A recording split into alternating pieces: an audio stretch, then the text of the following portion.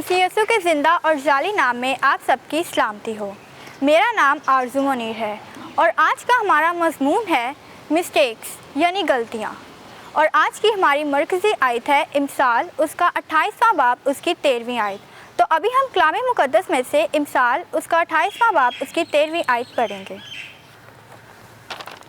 जो अपने गुनाहों को छुपाता है कामयाब ना होगा, लेकिन जो उनका इकरार करके उनको तर्क करता है उस पर रहमत होगी। खुदावंद के पाक कलाम के पढ़े और सुने जाने पर खुदावंद की खास बरकत हो, आमीन। तो मेरे अजीज़ों, हम सब अपनी ज़िंदगियों में बहुत सारी गलतियां करते हैं और भूल चूक तो हमारी ज़िंदगी का एक बहुत बड़ा हिस्सा है। अक्सर औक़ात हमारी एक छोटी सी गलती की वजह से हमारी सारी ज़िंदगी बर्बाद हो जाती है। कभी कभार हम अपने वालिदैन और बड़ों से बहुत बदतमीज़ी से पेश आते हैं, लेकिन बाद में हमें एहसास होता है कि शायद हमारा लहजा ठीक नहीं था। लेकिन क्या एहसास होने के बाद क्या कभी हमने उनसे माफ़ी मांगी है या कभी अपने गुनाहों का इकरार किया है?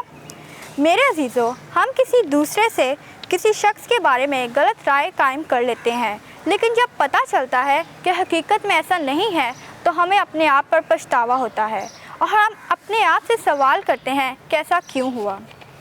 मेरे अजीज़ों, हमारी छोटी छोटी गलतियों की वजह से हम अपने रिश्तों और दोस्तों को खो बैठते हैं, लेकिन क्या वो गलतियां वापस आ सकती हैं?